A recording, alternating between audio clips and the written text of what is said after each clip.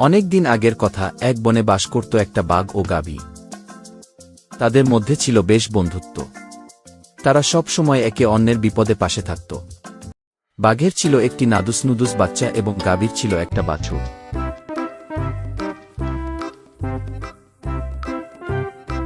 এদিকে বাঘের বাচ্চা আর গাভীর বাছুরের মধ্যেও ছিল বেশ বন্ধুত্ব। বাঘের ছিল প্রিয় খাদ্য মাংস, সেটা যে কোনো প্রাণীর হলেই চলত। আর গাভীর প্রিয় খাদ্য কাঁচা ঘাস, ভুসি। বনে ভুসি কিলো পাওয়া যায় না বলে কাঁচা ঘাসেই ভোজন করত।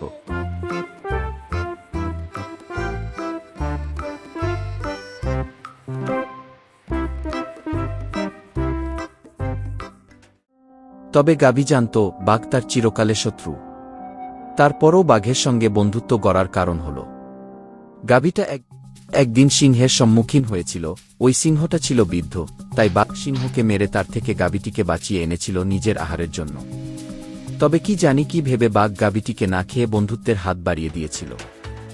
এরপর থেকে গাভী বাঘকে অন্ধভাবে বিশ্বাস করতে লাগল। এভাবেই দিন থেকে দিন তাদের সম্পর্ক মধুর হতে লাগল। একদিন গাভীর বাছুরটি খুব অসুস্থ হয়ে পড়ল। কয়দিন ধরে দুধ থেকে শুরু করে ঘাসও খাওয়া ছেড়ে দিয়েছিল। গাভী কি করবে কোনো কিছু ভেবে পাচ্ছিল না। কোনো উপায় না পেয়ে বাঘের কাছে গিয়ে বলল, বাঘ ভাই, আমি খুব বিপদে পড়েছি। বাঘ বসা থেকে উঠে দাঁড়িয়ে বলল, তুমি বিপদে পড়ছ, সেটা কেমন বিপদ? আমি তোমার বন্ধু, আমি তোমার বিপদে আপদে পাশে থাকব। এটা আমাদের বন্ধুত্বের প্রথম প্রতিশ্রুতি আমি দিয়েছিলাম। এবার বলো তো দেখি কি বিপদ? গাভী বলল, আমার বাছুর তো কয়দিন ধরে কিছুই খাচ্ছে না, আগেকার মতো লাফালাফিও করে না। বাঘ বলল, তাহলে এই ব্যাপার। তাই তো আমার বাচ্চারা বলছিল তোমার বাছুর ওদের সঙ্গে খেলতে আসে না। ওরাও ভুল বুঝেছে তাহলে। এখন চলো শিয়ালের কাছে নিয়ে যাই, দেখি শিয়ালও কোনো কিছু করতে পারে কিনা। বাঘের কথামতো গাভী বাছুরকে নিয়ে গেল শিয়ালের কাছে। এত বড় বনের মধ্যে মাত্র একজনই ডাক্তার, তাই শিয়ালের কাছে রোগীর ভিড় লেগেই থাকে সকাল থেকে বিকাল পর্যন্ত। বাঘ আর গাভী শিয়ালের কাছে নিয়ে গেল বাছুরটিকে। শিয়াল ভালো করে দেখে চিকিৎসা করল, সঙ্গে দুবেলার ওষুধও দিয়ে দিল। তারপর বাঘ ও গাভী নিজেদের আস্তানায় চলে এলো। শিয়ালের কথামতো গাভী বাছুরটিকে ওষুধ খাওয়াতে লাগল। অবশেষে দুদিনের মধ্যেই বাছুর সুস্থ হয়ে উঠল। আগের মতো বাঘের বাচ্চাদের সঙ্গে খেলা করতে লাগল।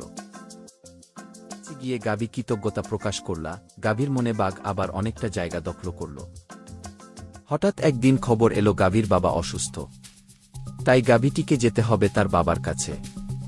এদিকে গাভীর বাছুর ওর বাঘ বন্ধুদের ছেড়ে নানা বাড়ি যেতে চায় না। গাভী নয়ছয় না ভেবে বাঘের কাছে তার বাছুরকে রেখে গেল।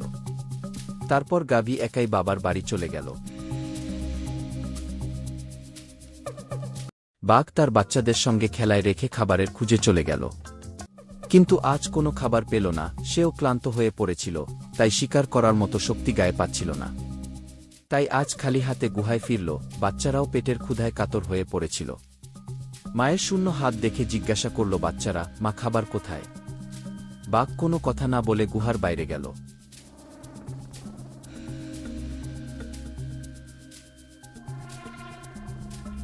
মনে পড়ল গাভীর বাছুরের কথা। তাকে খাওয়ার ফন্দি করছে দুষ্টু বাঘ। আবার ভাবে, এটা কি ঠিক হবে? মুচকি হেসে বলে, এরাই তো আমাদের বেঁচে থাকার একমাত্র সম্বল। বাঘ হিংস্রভাবে ঝাঁপিয়ে পড়ে বাছুরটি মেরে ফেলল। তারপর আনন্দ করে নিজের বাচ্চাদের নিয়ে খেয়ে ফেলল।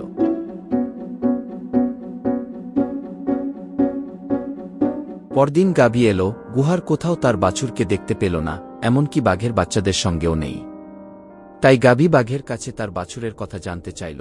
সে বলে, আমি কি করে জানব তোমার বাছুর কোথায়? বনে দেখো গিয়ে কার আহার হয়ে বসে আছে।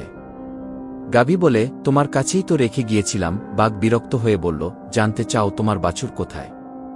বাঘ বলে, আমার পেটে। গাভী কথাটা শুনে বলে, তুমি আবার প্রমাণ করলে রক্ষকরাই যে ভক্ষক হয়।